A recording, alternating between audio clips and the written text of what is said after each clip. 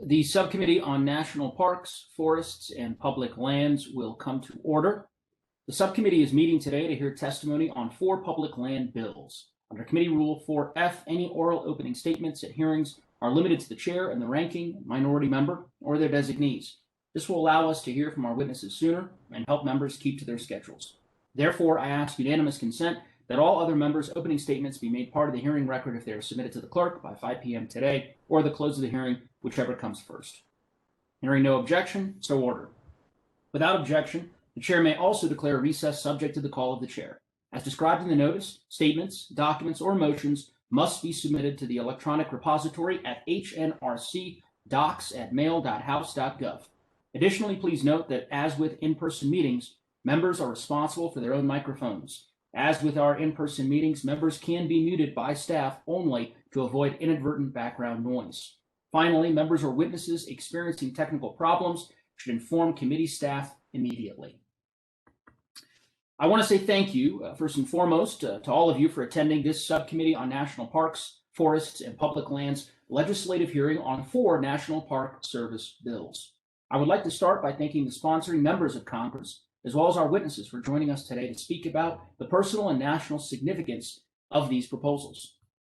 This month is Asian American and Pacific Islander Heritage Month, a time we celebrate and share the history and the achievements of Asian Americans, Native Hawaiians, and Pacific Islanders across our country.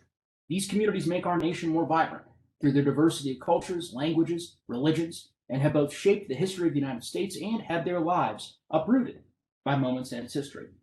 Today, we will consider a bill from Representative Doris Matsui that would preserve and educate Americans about the imprisonment of Japanese Americans during World War II.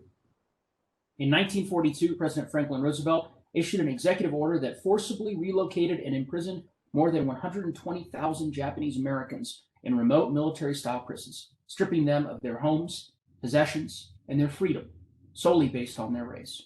Although this racially based imprisonment occurred less than 80 years ago, many are unaware of that painful history. By permanently reauthorizing the National Park Service's Japanese American Confinement Site Program, H.R. 1931 would ensure that current and future generations learn from this dark chapter in our country's history. H.R. 1931 would also provide competitive grants for the promotion of Japanese American confinement education as a means to understand the importance of our democratic principles, the use and abuse of power, and to elevate the importance of tolerance towards all Americans. I want to thank Representative Matsui for her leadership and for her efforts to ensure that our public lands tell a more complete and inclusive American story. We'll also consider 3 additional pieces of legislation today that commemorate places, people, and events in our nation's history. H.R. 1664, introduced by Representative Mark Vesey, would authorize the National Medal of Honor Museum Foundation to establish a monument in the District of Columbia honoring the extraordinary acts of valor, selfless service, and sacrifice displayed by Medal of Honor recipients. The Medal of Honor, as we all know, is our nation's highest military decoration, awarded only to those whose service and sacrifices far exceed the call of duty. Since its creation during the Civil War, the Medal of Honor has been awarded to more than 3,500 members of the armed forces. This bill would honor the unparalleled bravery of Medal of Honor recipients and serve as a lasting reminder of the values of courage, sacrifice, patriotism, citizenship, integrity, and commitment. Then, we will hear from Representative Gerald Connolly on his proposal to designate the September 11th National Memorial Trail route. This trail would form a 1,300-mile system of trails and roadways linking the 3 sites of the September 11th attacks, the World Trade Center in New York City, the Pentagon in Virginia, and the Flight 93 Memorial near Shanksville, Pennsylvania. The trail would honor the heroes of September 11th and pay tribute to the family members and loved ones who were victims of the attack. Finally, we'll consider a proposal from Resident Commissioner Jennifer Gonzalez Colon to establish the Fort San Geronimo del Boqueron in Puerto Rico as an affiliated area of the National Park System. This fort withstood a siege by the British military in 1797, successfully defending the people of Puerto Rico, and is the sole surviving fortification on the island representing the 1797 Battle of San Juan. The focus on these sites and programs shows that we still have a long way to go to ensure that the National Park System represents the full American story. By working to conserve and share the full diversity of the American story and ultimately the American experience, Our national parks will allow current and future generations to learn from our nation's history and enjoy a country that is more inclusive and equitable towards all people. I want to thank the sponsoring members and witnesses again for being here today, and I certainly look forward to hearing their testimony. With that, I'd now like to recognize the ranking minority member, Mr. Fulcher, for 5 minutes. Thank you, Chairman Neguse, and thank you for holding this hearing today to discuss legislation relating to the National Park Service. Much like our last subcommittee hearing, the bills before us today are bipartisan and do not rely heavily on taxpayer resources. Before I discuss the specifics of each piece of legislation, I'd just like to echo the views of the ranking member, Westerman, in a letter he had sent to Speaker Pelosi last week. The House needs to follow the science and cease remote committee proceedings. It's time we get back to work in person to serve the American people. More than 272 million COVID-19 vaccine doses have been administered. At least 75% of members of Congress have been fully vaccinated, with all members of Congress and congressional staff having access to the vaccine. Our virtual committee hearings have been riddled with technical difficulties, and it's just cumbersome to have quality debate and discussion on behalf of the American people. While I appreciate that COVID-19 has created unprecedented circumstances, it's time we resume standard congressional proceedings. That said, I'm looking forward to discussing the bills on today's hearing. As always, I hope that as we debate the merits of these bills, we'll keep in mind the current state of the national park system and don't lose sight of the fact that we must still address the crippling maintenance backlog on our federal lands. To that end, a request that this subcommittee hold an oversight hearing on the implementation of the Great American Outdoors Act so we can make sure the administration is using the $1.9 billion Congress provided them annually to appropriately wind down the maintenance backlog. The administration should be releasing more information on this tomorrow through their annual budget request, which Congress is receiving over 3 months behind schedule. We can't let the important oversight duties of this committee fall by the wayside, and instead must ensure we're making the administration fully transparent and accountable when stewarding such a vast amount of taxpayer money. The first bill before us is H.R. 1664, sponsored by Congressman Vesey and co-led by one of our subcommittee members, Representative Moore of Utah. This bill would authorize the National Medal of Honor Museum Foundation to establish a commemorative work on federal land in Washington, D.C. to recognize members of the U.S. Armed Forces who received the Medal of Honor. The Medal of Honor is our nation's highest medal of valor in combat and can be awarded to members of the U.S. Armed Forces in a commemorative work in our nation's capital as an appropriate way to honor the brave men and women who received this award. I want to thank Representative Vesey and Representative Moore for their leadership on this important bill. Next, we have H.R. 1931, sponsored by Congressman Matsui. This bill would establish a new competitive grant program to award grants to Japanese American history museums to educate individuals in the United States on the historical importance of Japanese American confinement during World War II. Additionally, the bill would reauthorize the Japanese American Confinement Sites Grant Program within the National Park Service and authorizes $38 million to be appropriated each year in perpetuity. This is a dramatic authorization increase, as the original law provided $38 million for the entire life of the program, not each year. Moving forward, I'd like to work with the bill sponsor to determine whether this is the appropriate authorization level and all the other technical changes the bill requires, such as looking at whether this program established in Section 3 of the bill could be served by the existing Japanese American Confinement Sites Grant Program, with funding to be matched by recipients. The grants issued under this program would not require matching funds. Next, we have H.R. 2278, sponsored by Congressman Conley.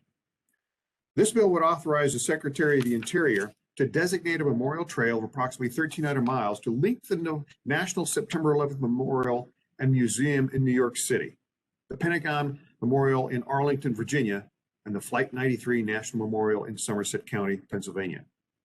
The trail will be administered by the Park Service, and management will be coordinated with states, localities, and private organizations. 2021 marks 20th anniversary of the terrorist attacks of September 11, 2001. This bill will help all Americans to remember the tragic events of that day and keep alive the memory of nearly 3,000 Americans who lost their lives. Finally, we'll hear testimony on H.R. 2444, the Fort San Geronimo Preservation Act, sponsored by our committee colleague, Jennifer Gonzalez-Colon. This bill will establish Fort San Geronimo as an affiliated area of the National Park System. Fort San Geronimo has a storied history, and was a centerpiece of San Juan's first line of defense and played a crucial role in the pivotal 1797 Battle of San Juan. National affiliated area designations are a valuable tool as we in Congress can use to ensure that our nation's important historic sites are maintained and preserved without placing them under the direct ownership and management of the National Park Service.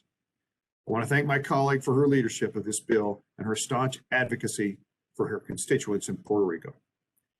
I thank each of the witnesses for being with us today. I look forward to hearing the testimony. Mr. Chairman, I yield back. Thank you, Mr. Fulcher. And now I'd like to recognize the chair of the full committee, Mr. Grijalva, for his opening remarks. Thank you very much, Mr. Chairman, for the courtesy. These are excellent bills, and to our colleagues, Representative Vesey, Representative Matsui, Representative Conley, and Resident Commissioner Jennifer Gonzalez Colon. These are good pieces of legislation that are before your committee today for this hearing. Looking forward to the witnesses. And you said it earlier, and let me just concur and end with that. As we celebrate AAPI Heritage Month, appropriate and an appropriate action is Representative Matsui's legislation. But beyond that, I think this begins to tell our nation's full and accurate story, and with the diverse experiences and people that belong to these stories. So thank you very much, and I look forward to the hearing, and I yield back. Thank you, Mr. Chairman, and thank you for your leadership in helping bring these bills to this subcommittee hearing.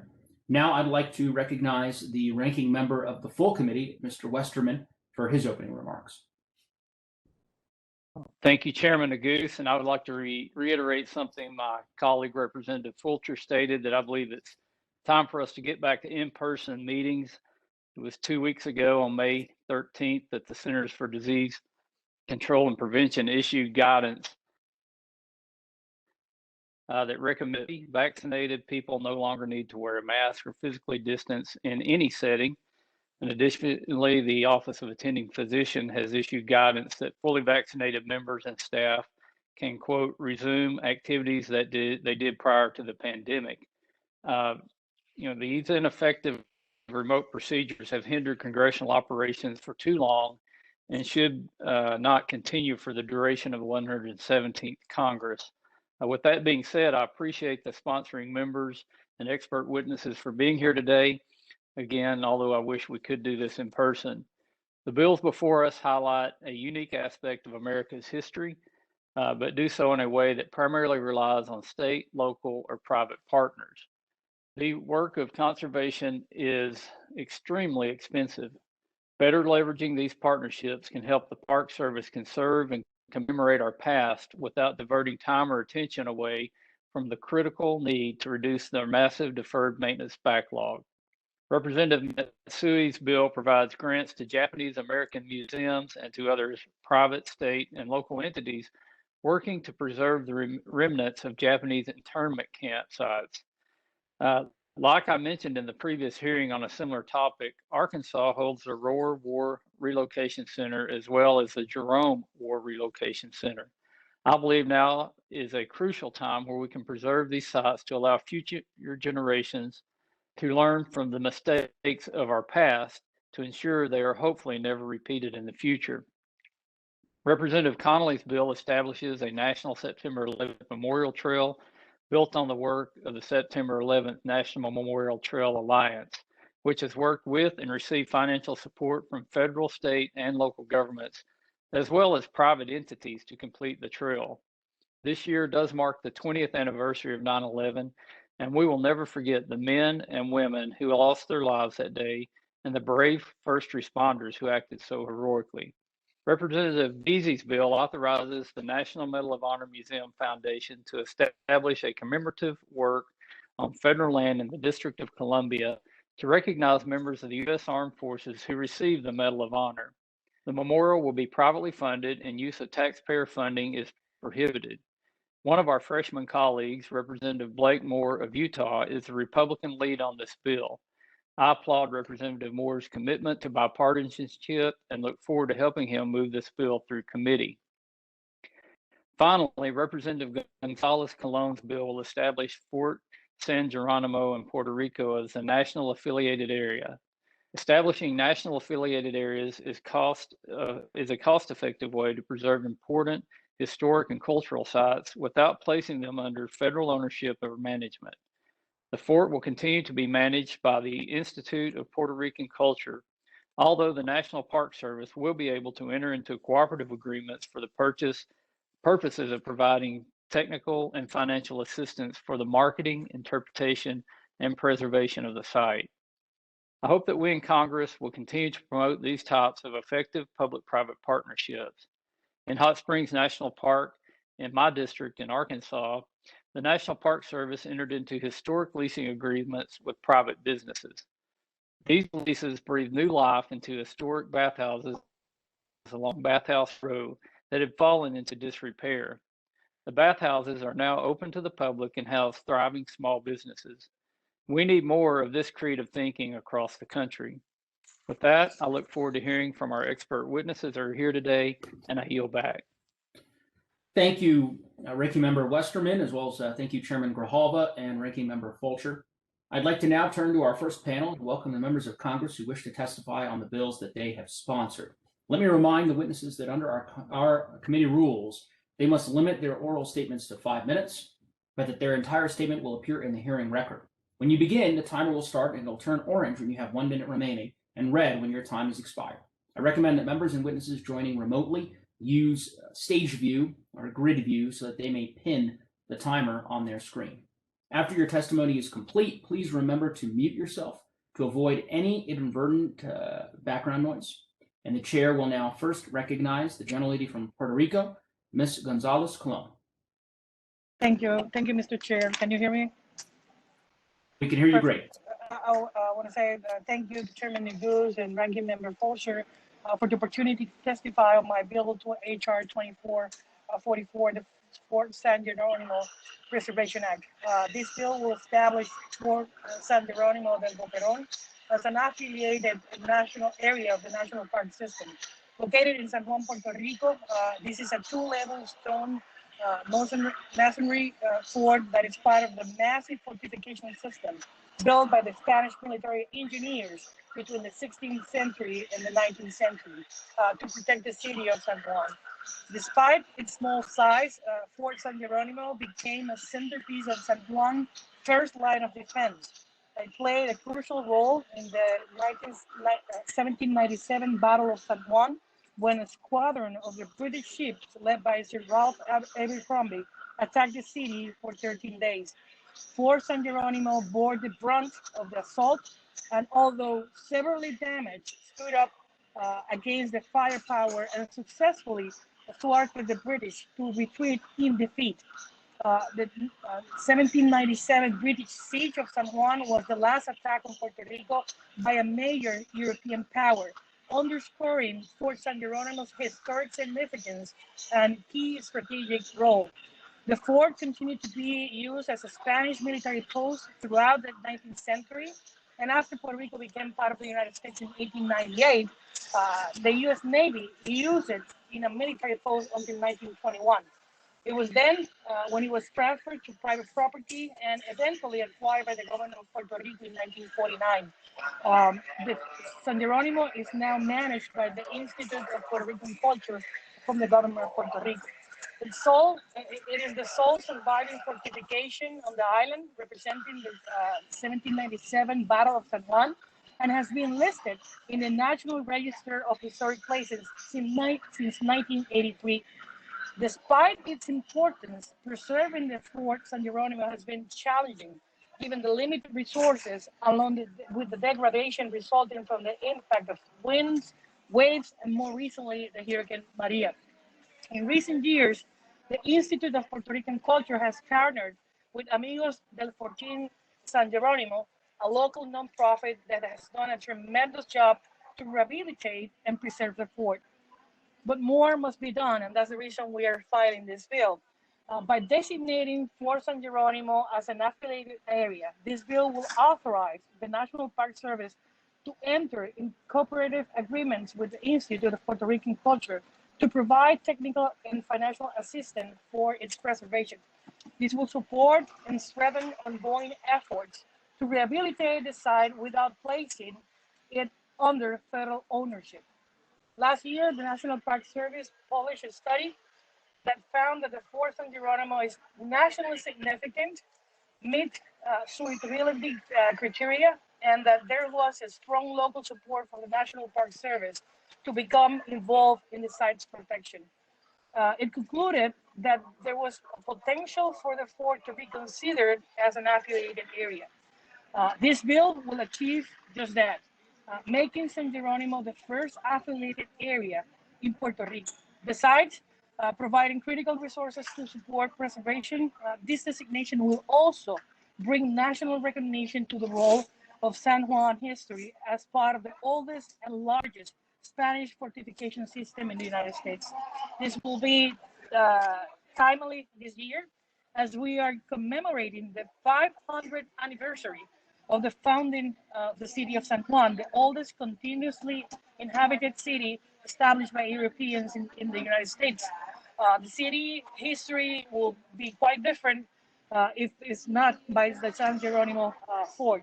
I'd like to thank the Institute of Puerto Rican Culture, the State Historic Preservation Office for supporting this bill. And I also want to thank the Amigos of El Fortín for their ongoing work to preserve the fort. And I will be introducing letters from these three organizations for the record. And lastly, I want to thank Mr. Juan Vera, the State Underwater Archaeologist and Director of the Institute, for his testimony today. And he has been working for San Geronimo preservation for the last 19 years, and he's truly an expert in this matter. With that, I yield back, Mr. Chairman. Thank you, Ms. Gonzalez Colon. The chair now recognizes the gentle lady from California, Ms. Matsui.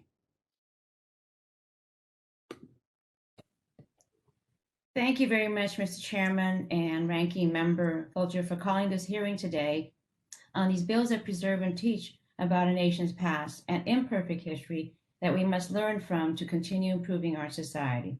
I believe this legislation will help lay the foundation for a stronger and more inclusive future.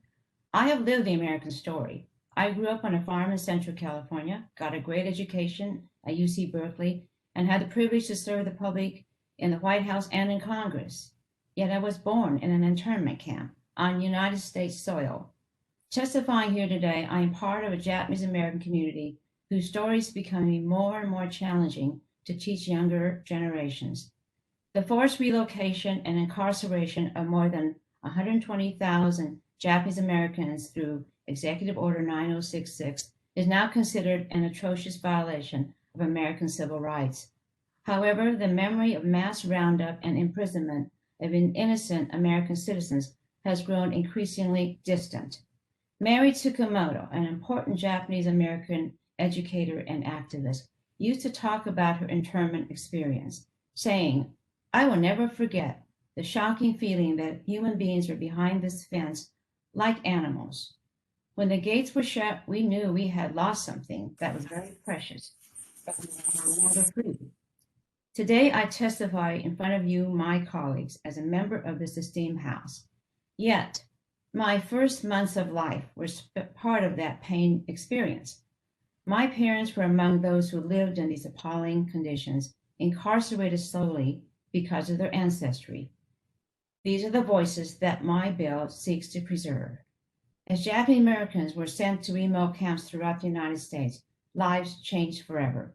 These were Americans living normal lives. They were doctors, lawyers, teachers, farmers, regular folks who were betrayed by their country because of a dangerous spiral of injustice. The wake of mass incarceration decimated lively communities as homes were abandoned, families were separated, and businesses were shuttered. My late husband, Congressman Bob Matsui, also passionately believed in justice and devoted an enormous amount of time and dedication to the passage of the Civil Liberties Act of 1988, by which the United States government apologized to the Japanese Americans who were incarcerated. As President Ronald Reagan signed the Civil Liberties Act, he stated, quote, "Here we admit a wrong. Here we reaffirm our commitment as a nation to equal justice under the law," unquote. The story of Japanese Americans is something that both Bob and I have felt a responsibility to preserve. Our family history and the history of other families in the Japanese American community. When I became a member of Congress, I worked on an original law to create the Japanese American Confinement Sites Program. This is a modest program. And let me just correct a misunderstanding, because we're asking for $38 million, a permanent reauthorization, which will be spread over about 12 years. And it has facilitated confinement, site reconstruction, story collection, and educational experience of the Japanese Americans experienced during World War II.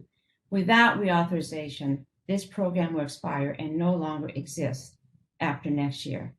This can't happen.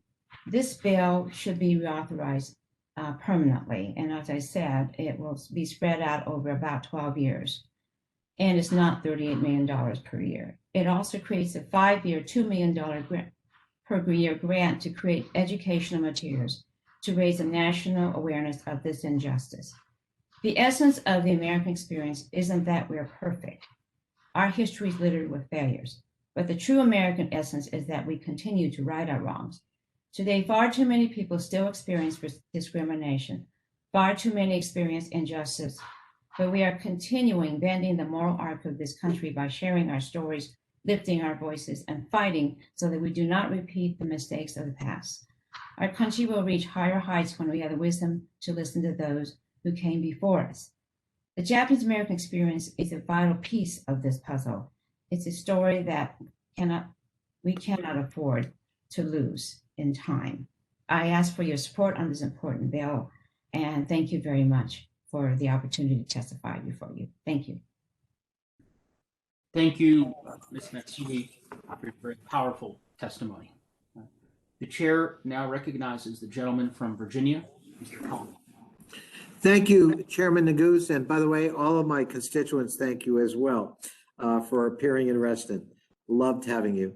And thank you, Ranking Member Folger and members of the committee, and for allowing me to testify and highlight my bill, HR 2278, the September 11th National Memorial Trail Act.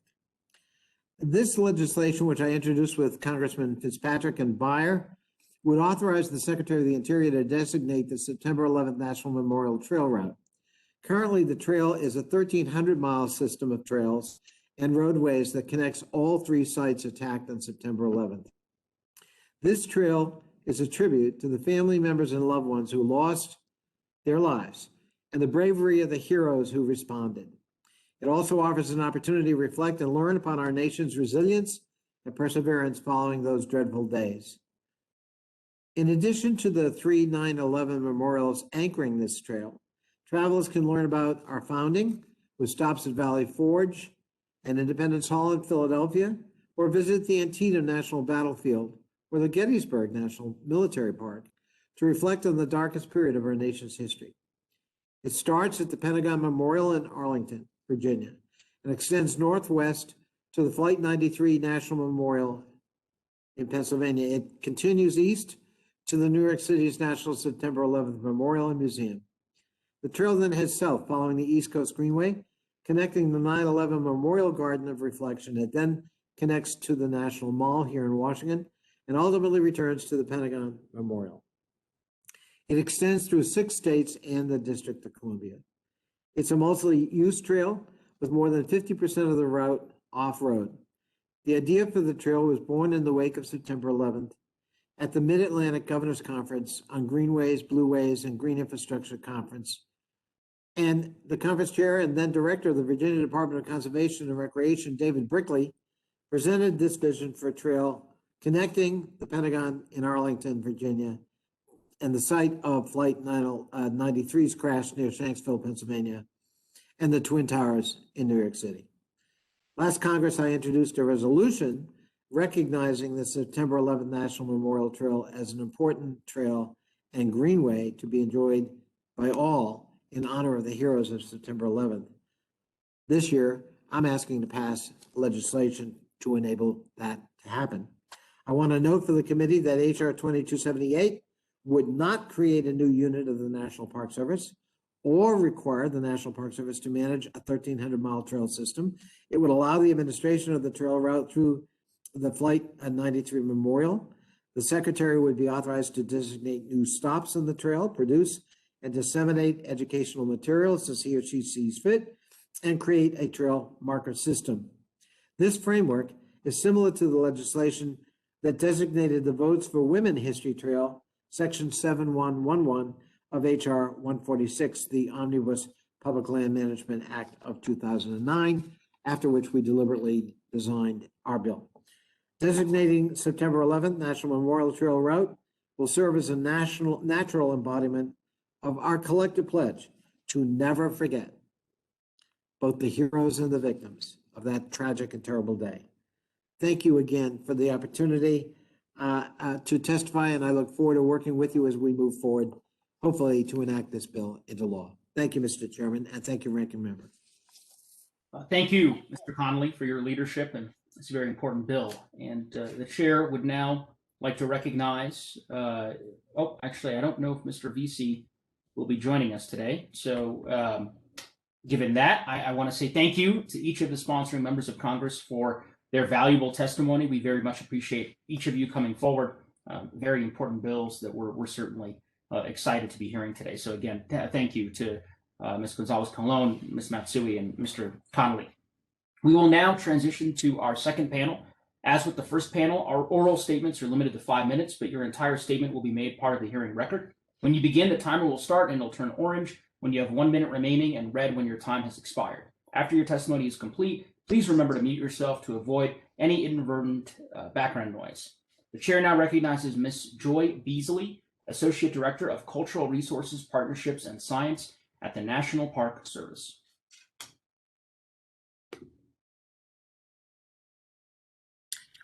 Chairman Neguse, Ranking Member Fulcher, and members of the subcommittee, thank you for the opportunity to present the Department of the Interior's views on the 4 bills on today's agenda. I would like to submit our full statements for the record and summarize the department's views. HR 1664 would authorize the National Medal of Honor Museum Foundation to establish a commemorative work in our nation's capital to honor the extraordinary acts of valor, service, and sacrifice displayed by Medal of Honor recipients. The bill requires the foundation to comply with the Commemorative Works Act, and it prohibits federal funds from being used to establish the monument. The department supports HR 1664. The proposed memorial would be an appropriate way to honor the valor of those who have distinguished themselves with extraordinary acts of heroism. HR 1931 would authorize $38 million for the Japanese American Confinement Sites Grant Program, allowing funding for this program to continue after the current $38 million authorization limit is reached, which will happen if about $2 million more is appropriated. This program provides matching grants to organizations dedicated to preserving and interpreting the history of Japanese American incarceration by the U.S. government during World War II. The bill would also establish a new program to award a $2 million competitive grant for each of the next 5 fiscal years to a Japanese American museum that meets specified criteria without the requirement of matching funds. The grants would be used for research and education relating to Japanese American confinement during World War II, and for the disbursement of accurate, relevant, and accessible resources to promote understanding about how and why Japanese American incarceration occurred. The department supports the goals of HR 1931 to better educate the public about the treatment of Japanese Americans during World War II and to preserve historic resources associated with that difficult chapter of our nation's history. We support renewing the authorization of funding for the Japanese American Confinement Sites grants. It's likely that the purposes of the new grant program could be served by the existing program, with funding to be matched by the recipient. We would appreciate having the opportunity to work with the bill sponsor and the committee on language that would address coordinating the new grant program with the existing program and clarifying the authorization amount. HR 2278 would authorize the Secretary of the Interior to designate the September 11th National Memorial Trail Route a triangular route of approximately 1,300 miles that would link the National September 11th Memorial and Museum in New York City, the Pentagon Memorial in Arlington, Virginia, and the Flight 93 National Memorial in Somerset County, Pennsylvania. The bill specifies a range of activities to be undertaken by the Secretary in support of the designation. The Department supports H.R. 2278 with amendments that are described in our written statement. The trail route authorized by this bill would serve as a tribute to the victims of the September 11th attacks and the heroes who responded to those attacks. If enacted this year, the bill would help mark the 20th anniversary of the September 11th attacks. H.R. 2444 would establish Fort San Geronimo del Boquerón as an affiliated area of the National Park System.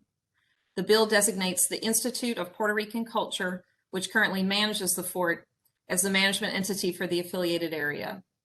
As an affiliated area, Fort San Geronimo would continue under non-federal ownership and management, but the management entity would be required to administer the site consistent with laws applicable to units of the National Park System.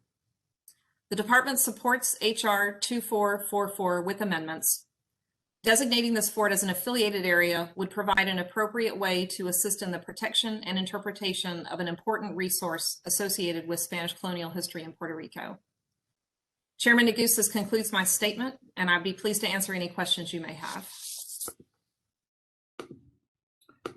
Thank you for that valuable testimony.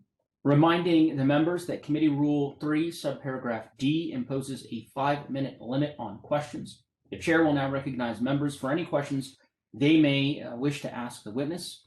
Ms. Beasley, do not have any particular questions. I just want to say thank you for your testimony and thank you for attending today's hearing, and certainly very helpful to hear from the National Park Service regarding these very important bills. So with that, I will now recognize Mr. Fulcher for his questions. Yes, thank you, Mr. Chairman. And this would go to Ms. Beasley. You touched on this, but could you just clarify for me, please, in regard to the Confinement Sites Grant Program? Under this program, grants are awarded to entities working to preserve historic Japanese American confinement sites of their history, including private nonprofit organizations, state, local, and tribal governments. Talk to me, and if you would please clarify the criteria to be used to determine the recipients. Could you help me with that, please? Certainly, and thank you for your question. So the Japanese American Confinement Site Grant Reviews use a weighted project criteria that are then analyzed by a panel of subject matter experts. And it's through that process that grants are selected. And the process takes into account a number of factors, including project time sensitivities that can often be present with oral history projects.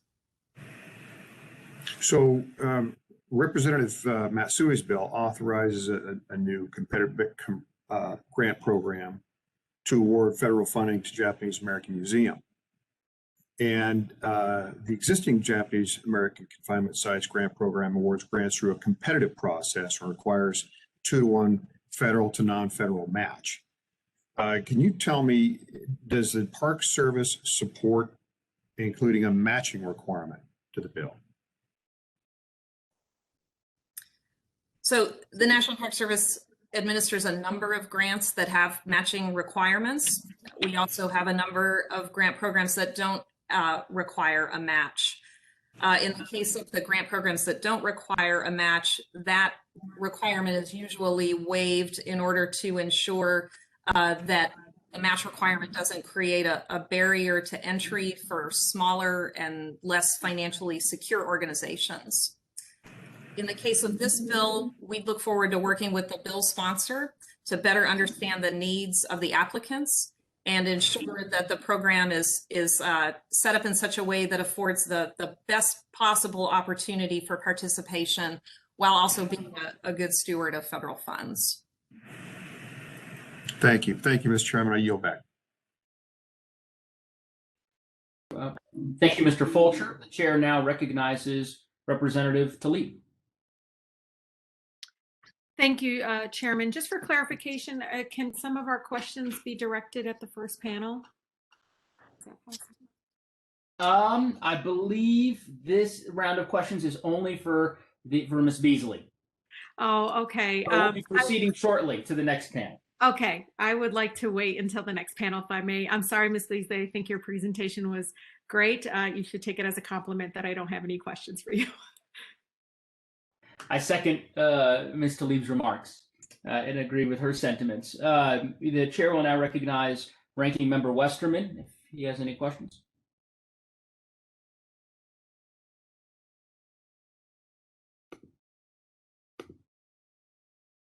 All right. Chairman. Oh, you there, Mr. Westerman? Great. I'm here. I don't have any questions for the first panel. I had a hard time getting it, the video to come back up. Thank you. No problem. I suspect that we're not going to have many questions for Ms. Beasley. You've done an excellent job, Ms. Beasley, with your testimony. The chair will now recognize Mr. Case to see if he wishes to break this trend. Well, Mr. Chair, I think you spoke too soon. I do have a few questions for Ms. Beasley, if possible. Please proceed. And first of all, I want to fully associate myself with the remarks of our colleague, Ms. Matsui.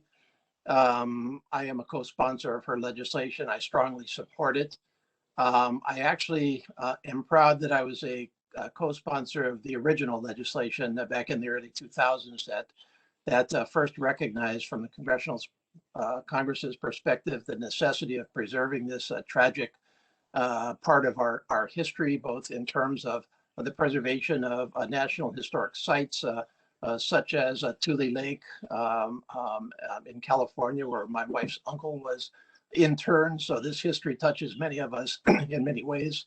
And here in Hawaii, where we had Honouliuli, which was actually forgotten to history. Most people in Hawaii did not know, and today do not know, that here in Hawaii, which we regard as having been relatively spared from this tragedy, despite the fact that we had the highest levels of Japanese Americans in our country, we did have an internment camp, and that has now been recognized as a National Historic Site and is supported through this legislation. And so I'm very, very strongly supportive of the concept of preserving our history through our sites, through education, and through a museum, as well as the reauthorization of these critical programs.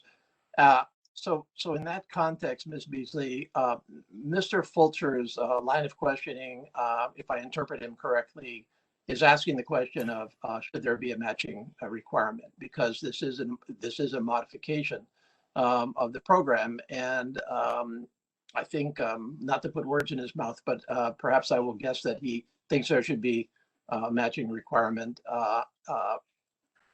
And your response was that the department does have a mix of types of grants. Some of them are not matching, and some of them are matching. And you said that the straight grant proposals that do not require a match were because people could not otherwise access the program itself and could not benefit from that. And I'd like to flesh that out a little bit more with you, because that my sense is that in the case of Japanese American confinement sites, that is in fact a situation with many of the grant recipients or the potential grant recipients that they simply don't have the resources to come up with a match. They're not in some cases, they're not state and local governments with access to significant funding. They are in many cases quite small organizations that are simply passionately committed to the remembrance of this history and want to continue that education, which, as Ms. Matsui said, and I totally agree, is being lost, even with all of our efforts, to the next generations. And so talk to me a little bit about the view that we should not have a matching requirement for these grants. Thank you for your question. As I mentioned in my response to Mr. Fulcher, we do have a number of grants that do not have a matching requirement. We also have a number of grants that do have a matching requirement. I certainly agree that what's most important is to ensure that these grant funds are available to as wide an audience of recipients as is possible. And we look forward to working with the bill sponsor and with the committee to ensure that that's possible. Okay, and do you have in mind any particular policy criteria for whether we should or shouldn't have matching grant requirements as we evaluate this measure, as well as possibly some of the concerns with that particular part of it? Again, I think we would just look forward to working with the bill sponsor and with the committee to make sure that this new grant program is set up in such a way that is complementary to the existing grant program. And we look forward to working with you all to make sure that that's possible. The most important thing is to ensure that these important and critical resources are preserved and that we have the ability to share and tell these stories. I will endorse your last comment there and state that that probably takes as some mix of matching and not matching. That's my view of it. But thank you so much for your efforts in this area. It's a critical part of our history that that we need to remember every day. So mahalo, and back to you, Mr. Chair. The gentleman yields back. The chair now recognizes Mr. Gomer for questions. And if he is not here, Mr. Lamborn. I don't have any questions. Thank you. Oh, thank you, Mr. Gomer. The chair recognizes Mr. Lamborn if he's present. And Mr. Westerman, do you have any other members that are on? Mr. Chairman, I apologize. I was mistaken on the terminology a while ago. We were calling this panel 1. It's really panel 2. So I was thinking you were talking about questions for panel 1, but I actually have questions for Ms. Beasley, if that's okay. Sure. Yeah, sorry about the confusion. I'll try to be quick. Director Beasley, we do appreciate you being here today. We missed having witnesses from the National Park Service at our previous hearing. You know, as you're well aware, in the last Congress, we American Outdoors Act, where we established a new National Parks and Public Lands Legacy Restoration Fund that provides up to $1.9 billion a year for 5 years for much needed maintenance for critical facilities and infrastructure. So my question to you is, can you tell us when you expect this year's list of projects to be released and how the National Park Service prioritizes which projects will be funded? Yes, sir. Thank you for your question. Projects proposed for FY 2022 funding are being identified as part of the normal budget process and will be included in the National Park Service Green Book. The National Park Service has already awarded several FY 2021 projects, including repair of a transmission line at Yosemite National Park, repairs at the Jefferson Memorial here in DC. And we've also completed the interagency agreement with Federal Highways for the rehabilitation of the north section of the George Washington Memorial Parkway, also in the DC area. And there are a number of other projects that are moving through the contract solicitation process. So do you have any idea how much the dollar amount of projects you expect to be able to fund this year? Sir, I don't have that information before me, but we could certainly provide that to you and follow up in writing. Okay, I would appreciate that. And you did make some comments regarding the provisions of HR 2444. You suggested striking some of the standard, I would say, common sense provisions in that bill that protect private property rights and clarify that there should be no buffer zones around Fort San Geronimo area. Can you please explain why the department believes that protecting the rights of private property owners, in your words, is unnecessary? Sir, the National Park Service doesn't have the authority to manage land that we don't own, and so we believe that that language and that provision is unnecessary. To have a buffer around the park, you believe is unnecessary? Yes, sir. Again, we don't have the authority to manage land that we don't own. Okay, so if the department doesn't intend to regulate activities outside of the site to acquire new property, then why would this create any issues for you?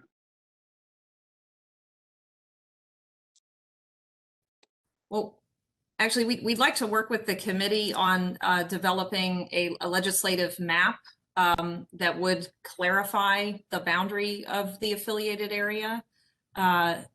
So I think that would be a helpful clarification that we'd like to work with the bill sponsor and the committee on. We would welcome that. Mr. Chair, I yield back. Thank you, Mr. Westerman. The chair now recognizes Mr. Moore, if he has any questions for Ms. Beasley.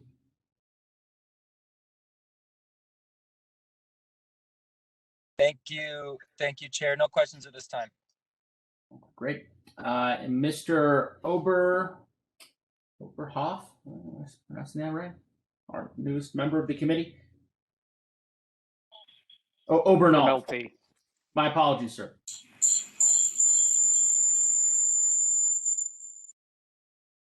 Mr. Obernolte, do you have any questions for Ms. Beasley?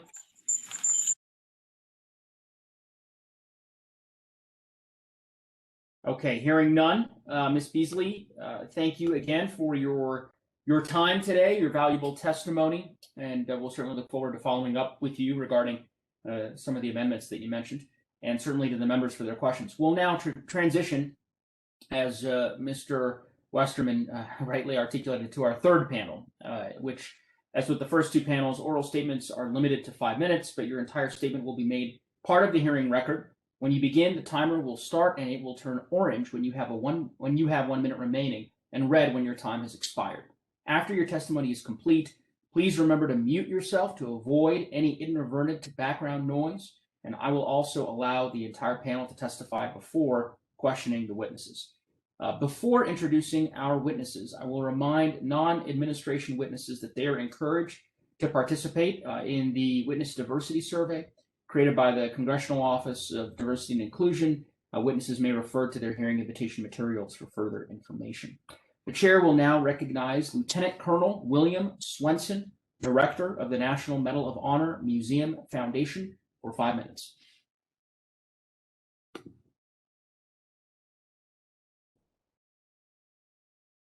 Good afternoon, Mr. Chairman, Ranking Member, and other distinguished members of the subcommittee. It is a privilege to be here with you today to discuss the National Medal of Honor Monument Act. Before I continue, I'd like to thank Congressman Vesey and Congressman Moore, a member of the subcommittee, for their leadership in sponsoring this important bill. An estimated 40 million people have served in the United States Armed Forces since the Civil War. Fewer than 4,000 have received the Medal of Honor.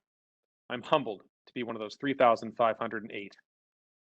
Like my fellow recipients, I do not wear the medal for myself. When I put it on, I do so for the men and women I fought alongside, for all those who served, and especially for those who made the ultimate sacrifice, never getting a chance to return home. There was a time, not too long ago, when there were hundreds of living Medal of Honor recipients. Today, there are just 67, including Colonel Ralph Puckett, who just received the medal from President Biden last week. Colonel Puckett is 95 years old and served in Korea. He is now one of only 4 living Medal of Honor recipients from the Korean War. Last month, we lost recipient Charles Coolidge from World War II, leaving Herschel Woody Williams as the last living recipient from that war. Coolidge is one of 3 recipients who have passed away in 2021. I tell you this to underscore the urgency and timeliness of the National Medal of Honor Monument Act, which is before you.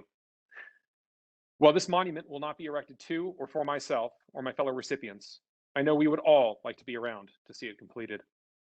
So we sincerely appreciate you scheduling this hearing today and your continued swift consideration. In February 2020, myself and General Patrick Brady, fellow Medal of Honor recipient, were able to testify at a hearing of the National Capital Memorial Advisory Commission.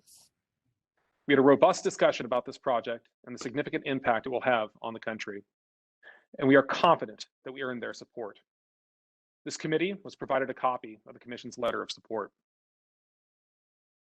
One of the unifying parts of the Medal of Honor is it covers all branches of the military in every war since the Civil War. It is timeless and inclusive.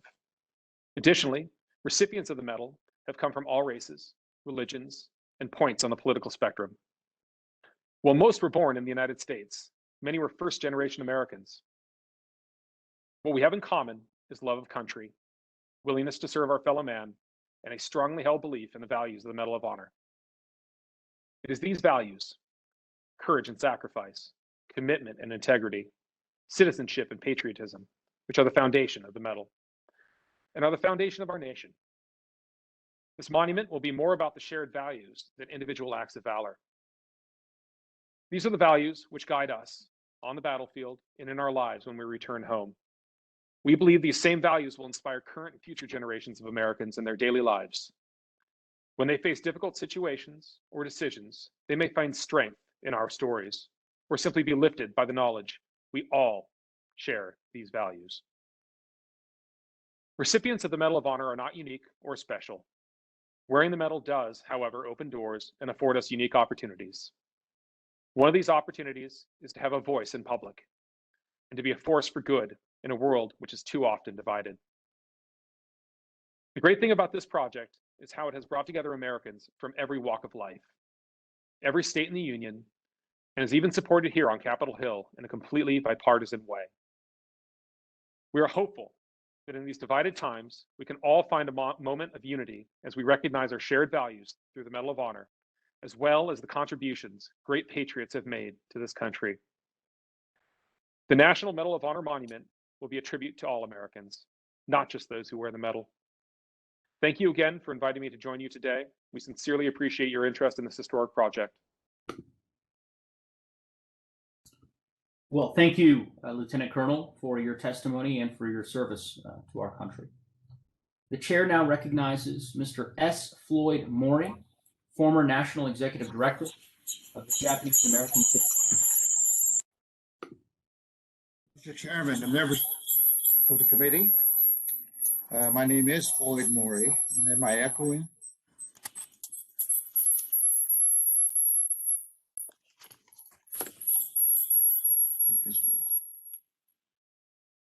Anyway, I'm happy. Are we echoing? I'm echoing here. I'm sorry. Something is not right. You are. I'm the former National Executive Director of the Japanese American Citizens League. What am I doing? Oh, sorry there, sir. You might try just turning down your volume a bit on your computer, and that might help. I can't figure out how to do that. Mr. Maury, if you have a phone, if you remove your phone away from it as well, sometimes that helps. Okay.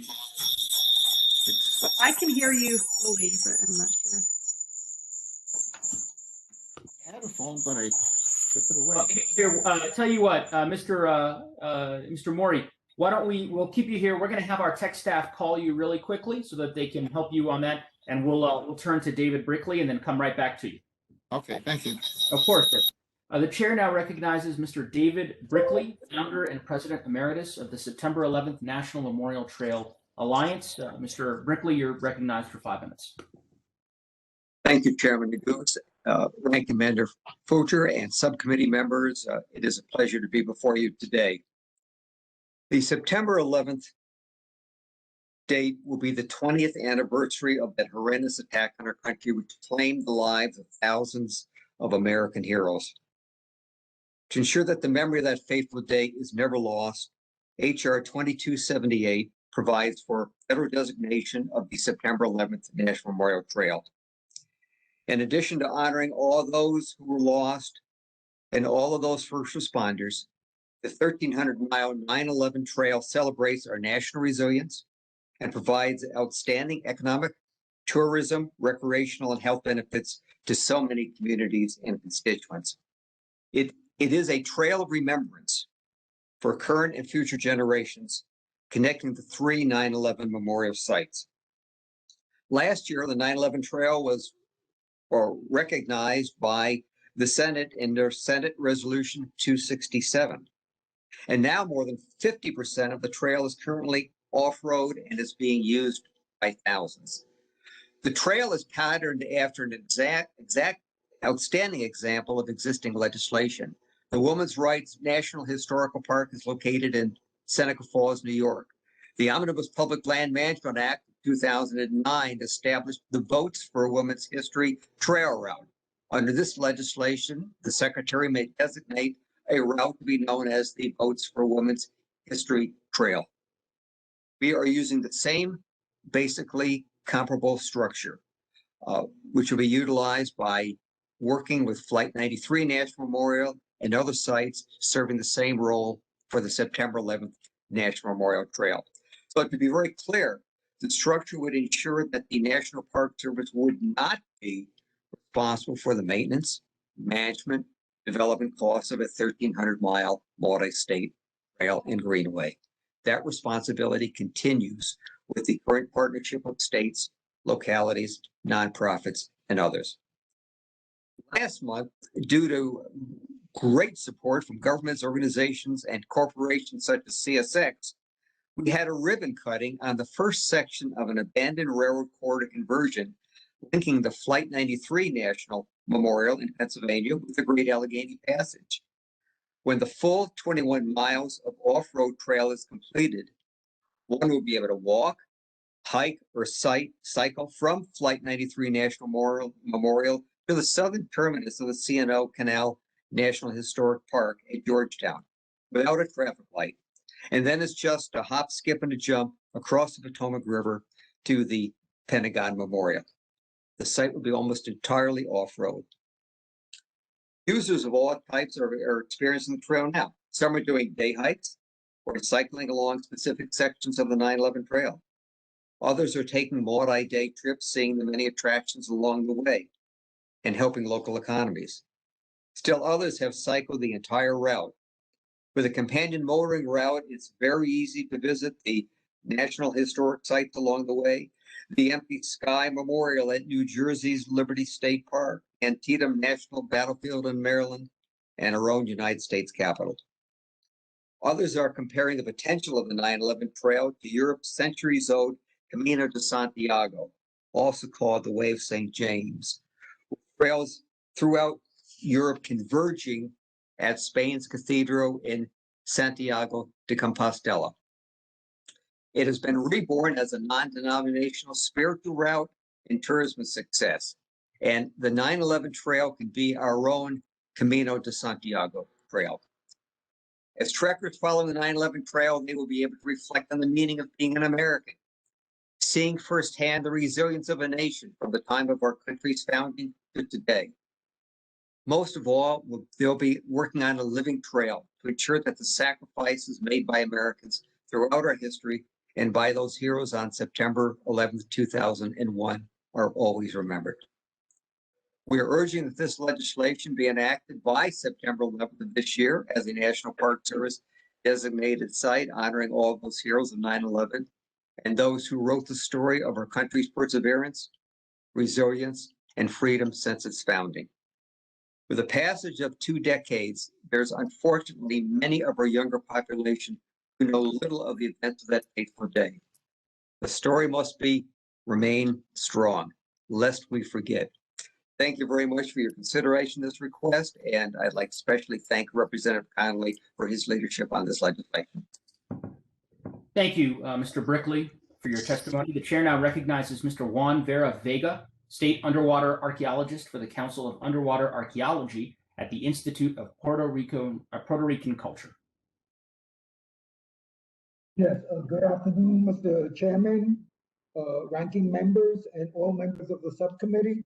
And I want to give my thanks for this opportunity to submit a testimony on behalf of the Institute of Puerto Rican Culture supporting HR 2444, the Fort San Jerónimo del Boquerón Preservation Act.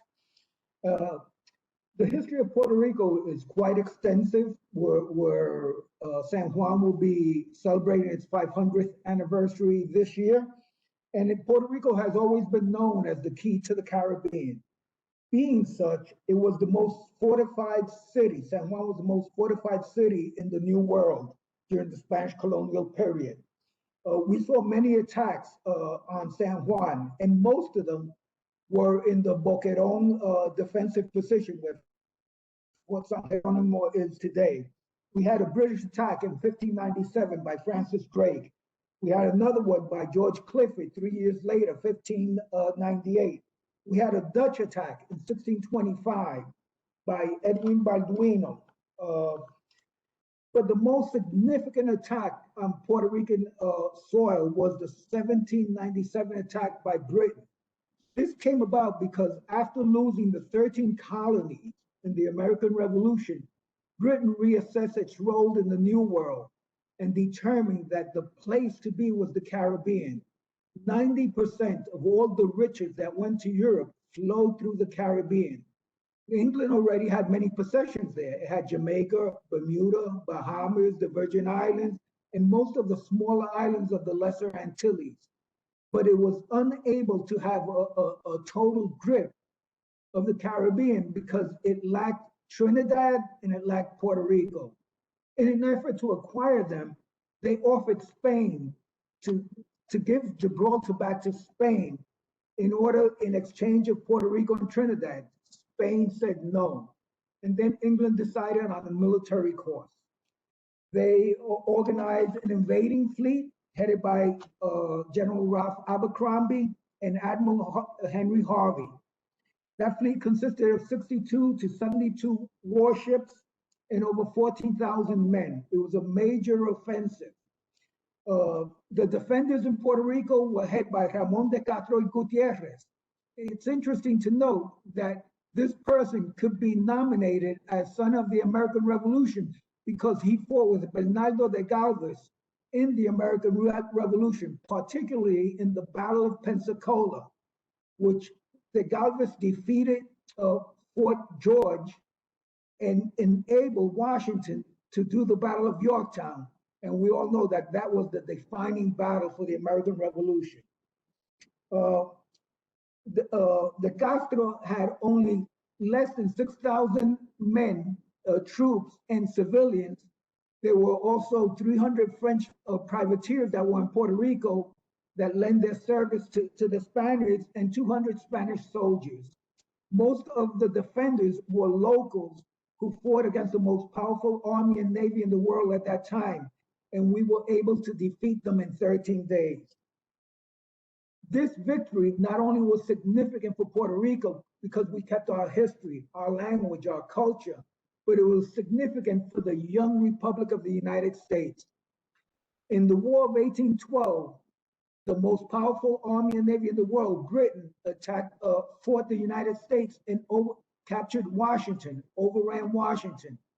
The reason the Brits decided to call the war a stalemate, none of the sides wanted, is because they didn't have the supplies necessary to keep their forces there. If they would have defeated us in Puerto Rico, they would have had all the supplies they needed, and the outcome of the war could have been totally different. Jumping to after the war, the Spanish-American War, we had a governor here in Puerto Rico. His name was Theodore Roosevelt Jr. He was an ex-secretary, assistant secretary of the Navy. He later on became a Congressional Medal of Honor recipient because of the battle of the invasion of Normandy on D-Day, his role there. And he always, when he was governor here, he realized that he committed an error when he signed the fort over to private use for 999 years. And he asked the legislature to revert that. Unfortunately, it wasn't done. But with this bill, we could follow the dream of Theodore Roosevelt and fulfill his dream of converting Fort San Jeronimo, a fort for the people. Thank you. Thank you, sir, for your testimony. The chair now recognizes Mr. Floyd Mori, former National Executive Director of the Japanese American Citizens League. Mr. Mori, are you with us? Thank you. Can you hear me? We can hear you perfectly. Very good. As noted, I am Floyd Mori, and a former director of the National Director of the Japanese American Citizens League, or JACL as it is called. And we are one of the oldest and largest Asian American advocacy organizations in the nation. The JACL and a number of other organizations were part of a coalition that proposed the concept of HR 1931 back in 2005. The initial legislation, the Japanese American Confinement Sites Program, passed through Congress with broad bipartisan support. Congressman Bill Thomas was the principal author, along with Congresswoman Doris Mitsui at that time, and also Senators Daniel Inouye and Robert Bennett were the principal authors on the Senate side. It was signed into law December 2006 by President George Bush. The initial intent of the 2006 legislation was to provide various tools to help America understand this period of injustice so that such actions would never occur again to any other group. And maybe I can clarify this matching funds, not matching funds. At that time, $38 million was allocated to be expended over the years until it was finished, and then a sunset was put on the legislation. Those $38 million were subject to matching funds. So the initial legislation provided for the requirement of matching funds for that $38 million. I'll speak of the additional $10 million that was added, much like the Holocaust Museum legislation that was passed earlier this year through Congress. But over the past decade, some 269 projects have been funded by this act to educate and inform the public about this period and about the impact upon human life. Just last week, I was able to take a group of people to the Topaz Museum in Delta, Utah, near where one of the 10 main concentration camps was located. It was an eye-opener for them to learn from the museum and then to actually go out and see the site. The original legislation provided significant matching funds in support of the construction of the Topaz Museum. There were 10 main camps. A number of the sites have been designated national monuments by presidents of both parties.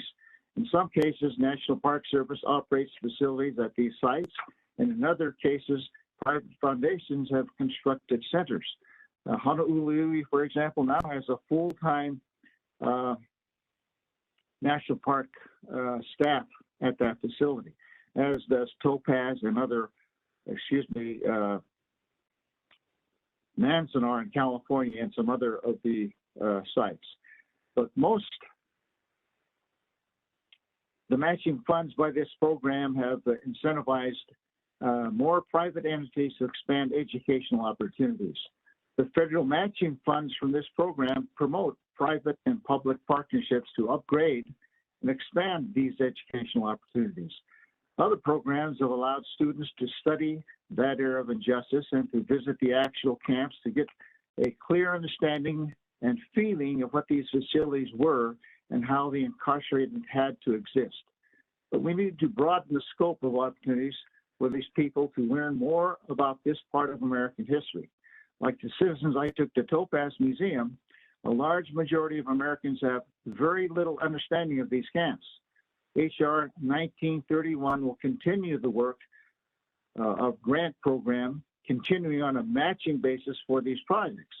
But it will also expand funding to further coordinate program and promotion of education about Japanese Americans' experience. This is the additional $10 million, which is not matching. This additional funding will work with the existing grant program and its projects, but with the potential to create stronger infrastructure for the community to ensure that educational programs are sustainable and permanent for broader segments of the population and for future generations. It's been said many times that if we do not learn from history, history will repeat itself. This is a part of history that should not be repeated, and learning more about this shameful period will prevent many injustices to occur in the future. I urge you to support this concept and vote for the passage of 1931 that has bipartisan support. Thank you very much for this opportunity to speak to you. Thank you, Mr. Modi, for your testimony and for being here today. And thank you to each of the witnesses for their valuable testimony. Reminding the members that Committee Rule 3, subparagraph D, imposes a 5-minute limit on questions. The chair will now recognize members for any questions they may wish to ask the witnesses. I will skip my questioning for a moment. I know we have a number of members who'd like to ask questions. So we will start with Ranking Member Fulcher.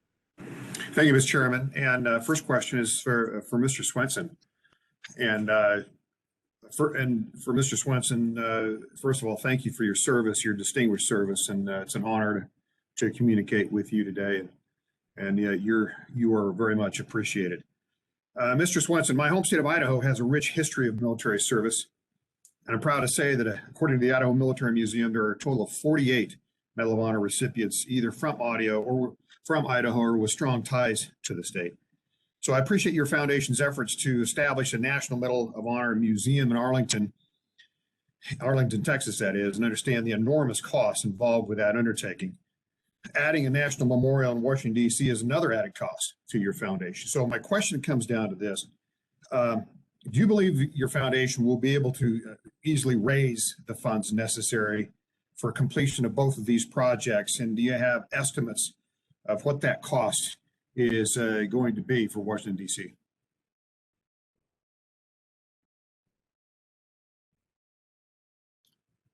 Thank you very much for that question, Congressman, and hello to Idaho. So yes, good questions. What we're looking at right now is a project that has only recently become focused on actually building the museum in Arlington, Texas, and the monument in Washington, D.C. So with the amount of time that we've actually spent with a focused effort in those two locations, we've actually had a significant amount of success, both raising funds for both projects and establishing the community support behind both projects.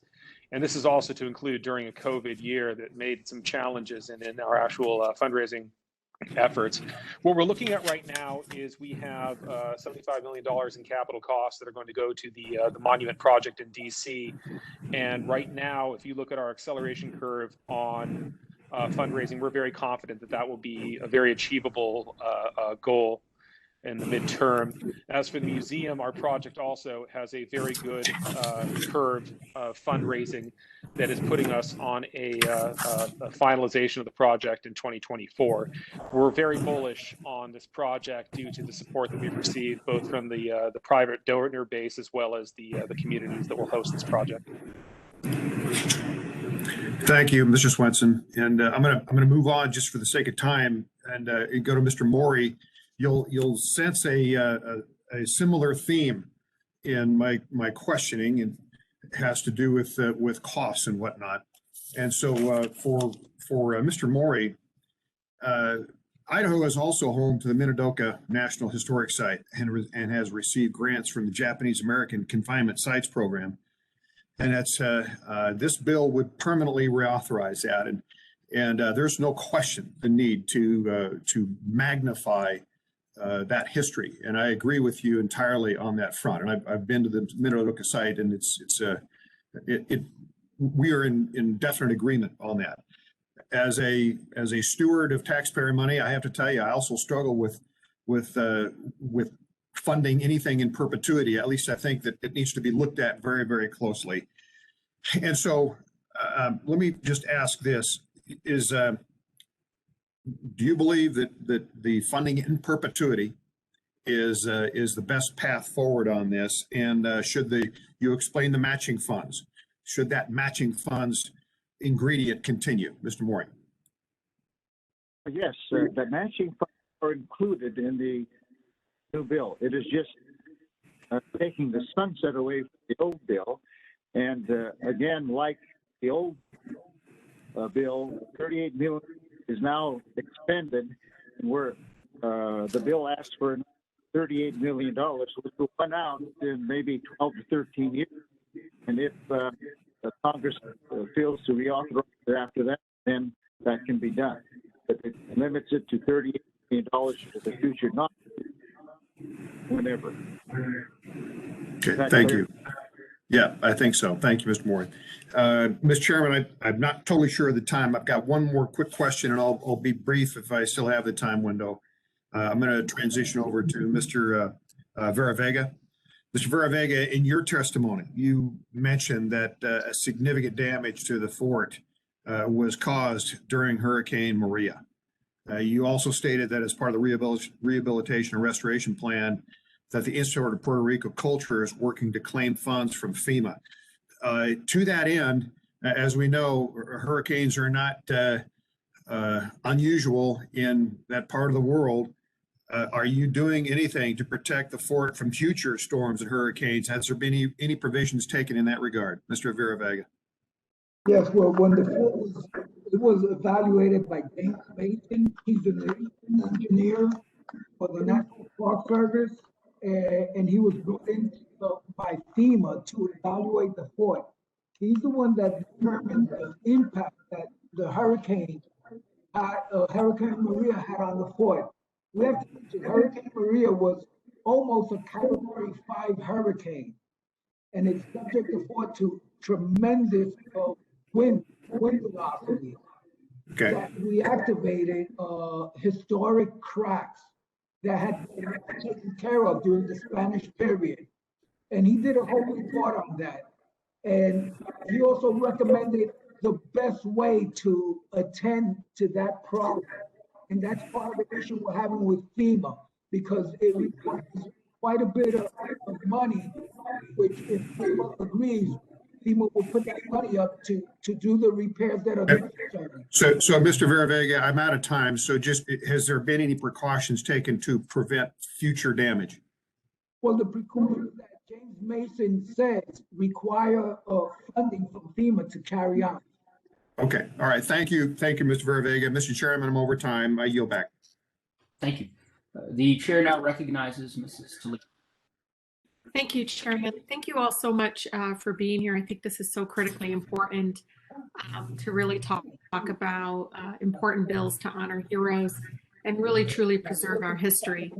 We will not achieve, racial and social justice in our country without a deep understanding of our history and the injustices that have paved the way for our country today. And so we must continue to confront our past as we move forward so that we can move forward in a meaningful way.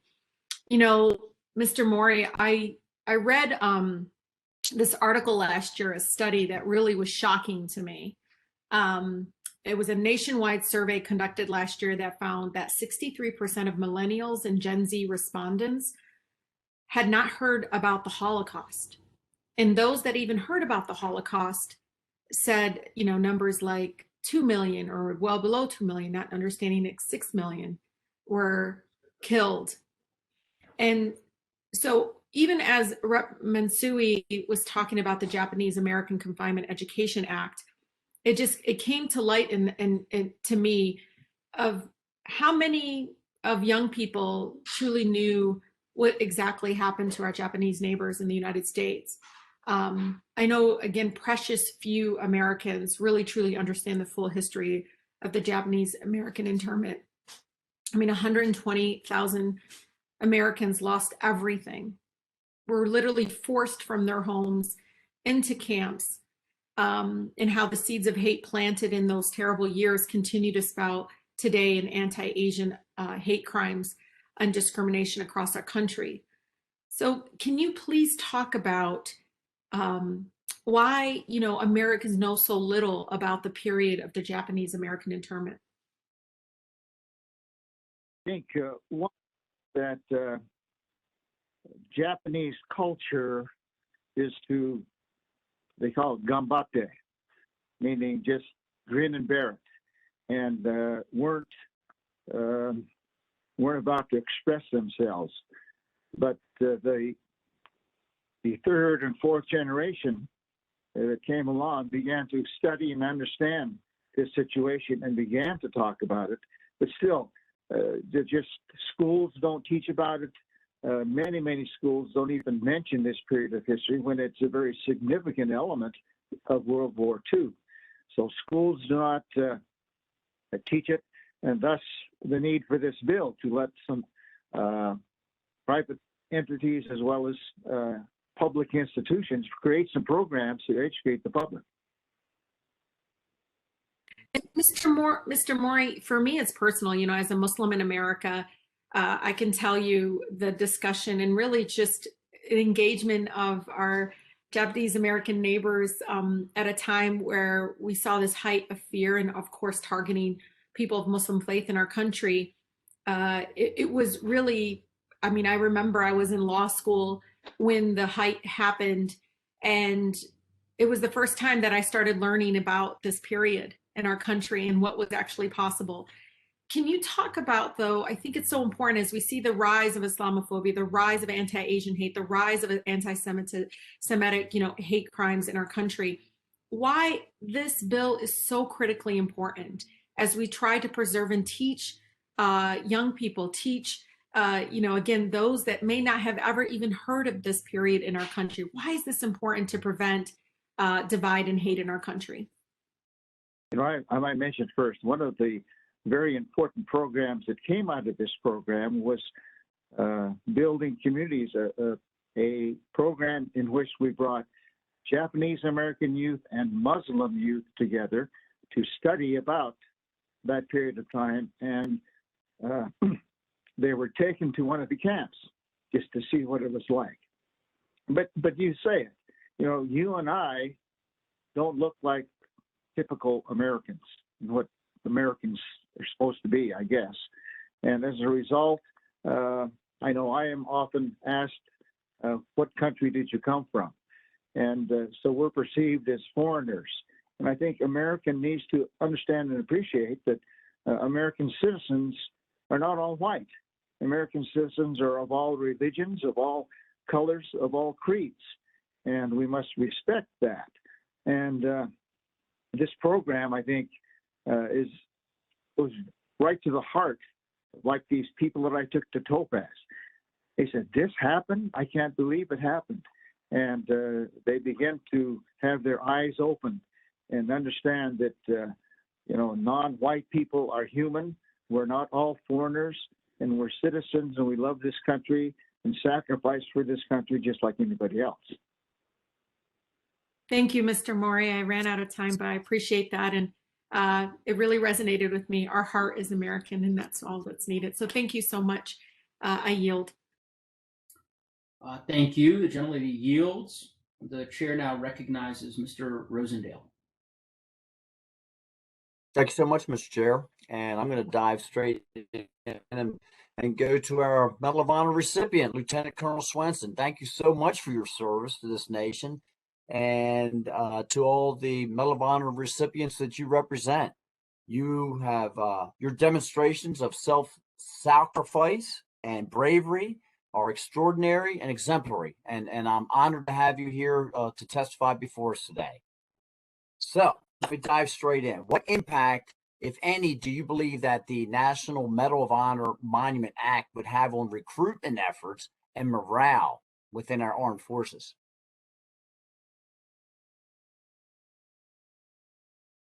When it comes to morale and recruitment, one of the things that our youth look at is what the military provides them and what they can provide the military.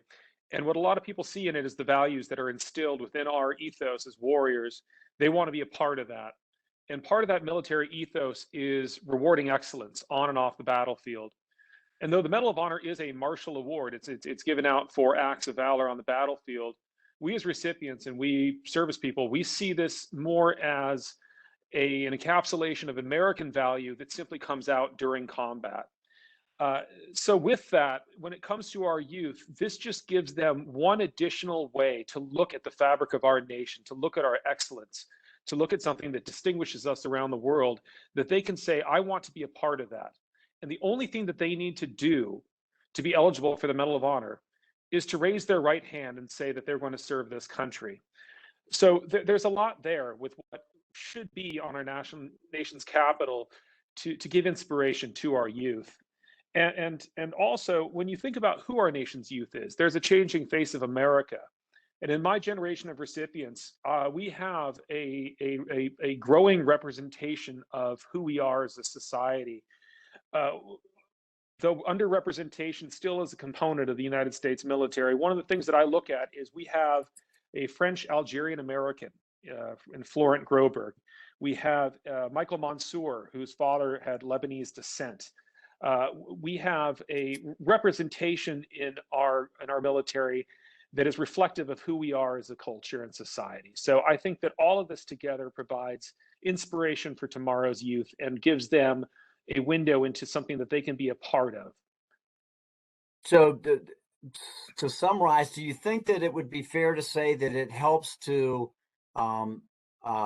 exemplify the concept of American exceptionalism and helps those potential soldiers to embrace that and to demonstrate it? Absolutely. The Medal of Honor is a representation of American exceptionalism.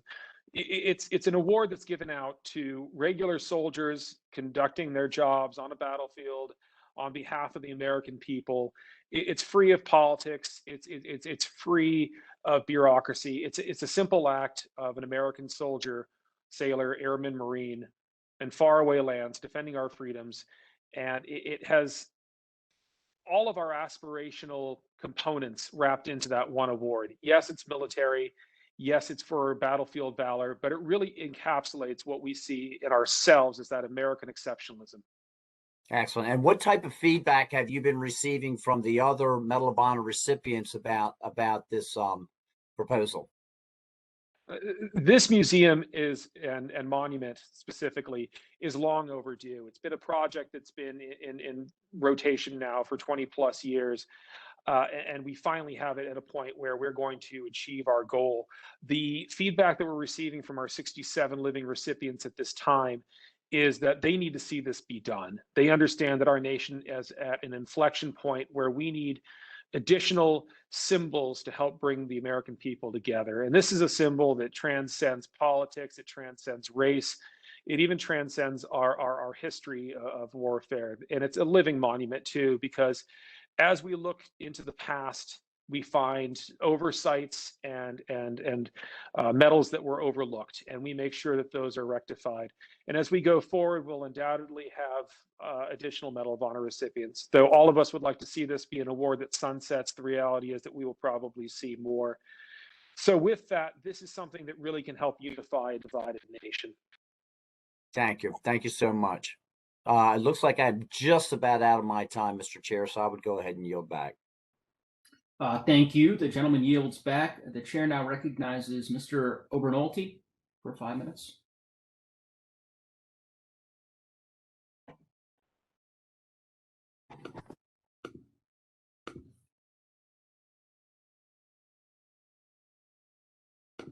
Mr. Obernolte, if you are you with us?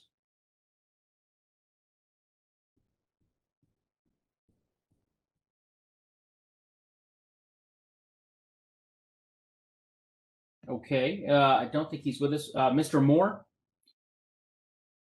Thank you, Chairman. I will, you can hear me okay? We can. You can proceed. Okay, excellent. The majority of my questions will be for Lieutenant Colonel Swenson. But I just would like to take a quick moment to thank the other witnesses today to explain the efforts that you're doing, the bills that you're representing, and this has been excellent to hear the perspective. So thank you for taking the time. I'm a freshman member of Congress, first term. 5 months in, I get asked the question a lot. How is it back there? Is it as bad as it seems? And the answer that I will most always give is there are enough redeeming days. And today's one of those days. Hearing your testimony makes up one of those redeeming days. And to be able to be a part of this. This is a bill that I'm co-leading, the National Medal of Honor bill, HR 1664. This will always be the first bill that I co-led. And it's a real honor to have that. That will be a part of however long I get to serve in this capacity. This will be something that I'll always remember. So thank you for, again, your testimony. It was touching. It was substantive. And I'll just give you an opportunity to expound on a few more items within that testimony. I'm grateful, again, that we're taking the time to discuss this important establishing a commemorative work in Washington, D.C. to recognize the incredible bravery and sacrifice of our nation's Medal of Honor recipients. I serve on the Armed Services Committee and the Natural Resources Committee. So again, this is a perfect point that conjoins those two roles that I have in Congress. I take my committee assignments very seriously. And so to my colleagues also on the committee, I want to thank you for the opportunity to co-lead this. Lieutenant Colonel, could you just, in your own words, just explain what the value of this will be? You just spoke about what it's going to do for recruitment, but just in general, people that will be able to visit this, what would you want to highlight for what this will mean to them?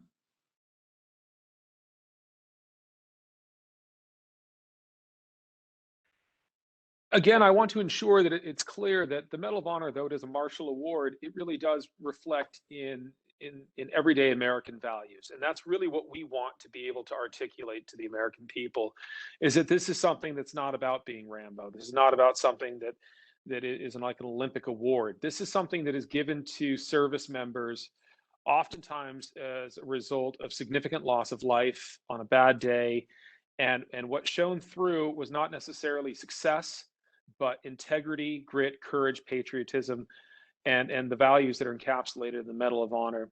And we see those values as something that just can be translated into Americans' everyday lives. So with a monument, what that helps do is it helps give representation to that award. It's a physical testament to what we as a nation identify as important. We put up monuments to identify who we are, to show the world this is what we do, this is what we believe in. And with these monuments, it's an oversight that we do not have a Medal of Honor monument at this time, because this really does highlight American exceptionalism at its highest. We're talking about American farmers, we're talking about immigrants, we're talking about the wealthy, the poor. This is an award that's been handed out to every flavor of American. And that's something that needs to be recognized. And with that, you can take a divided nation, you can take polarized politics, you can take disagreements about conflicts, and really just focus on what's truly important about this. There are Americans who are willing to take care of other Americans and do what is necessary on behalf of their country, no matter the cost. Thank you.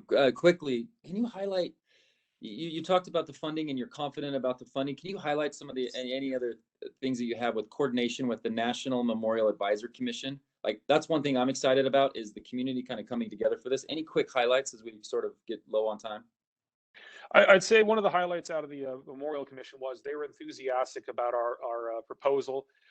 We met with them last year, myself and General Patrick Brady, and the reception there was extremely positive. Their enthusiasm was something that I think is rarefied at that commission, but what we proposed to them, they were enthusiastic to receive. So we have a strong support from them. As for this project, this is a project that's going to be purely privately funded, and we are confident that we have not only the foundation and funding right now. I'm not going to go entirely into details, but again, our acceleration curve on fundraising gives us the confidence that this project will come in within the timeline that we've set. We have the donor base, we have the interest, we have the momentum, and all of our private partnerships at this point have been enthusiastic and have been reaching out to their corporate and private friends to get a part of it. Thank you, and that hopefully will make it very easy for many of us in the political world to be able to support. Let me end quickly, Chairman. Indulge me for a few more seconds. I was living in Washington, D.C. when the World War II Memorial was opened and established, and I was always thrilled to see the honor flights that were taken to rush all of those World War II veterans back there to Washington, D.C. And that's the urgency we need for this, because we are having a finite number of people. We need to be able to get them back in their lifetime to see this. And I would just emphasize the importance of that side of it. I've seen it in another memorial, and I think we can do something for these amazing Americans that have earned this honor. So thank you, and I yield back. Thank you. The gentleman yields back. I would just simply say again how grateful we are to each of the witnesses for their valuable testimony. Lieutenant Colonel, for your incredible service to our country and for leading this effort, and to all the witnesses for their work on each of the bills today, which I certainly support. I also want to thank the members for their questions. The members of this committee may have some additional questions for the witnesses, and we will ask you to respond to those in writing. Under Committee Rule 3, subparagraph O, members of the committee must submit witness questions within 3 business days following the hearing, and the hearing record will be held open for 10 business days for these responses. If there is no further business, And without objection, the subcommittee stands adjourned. Thank you, everybody.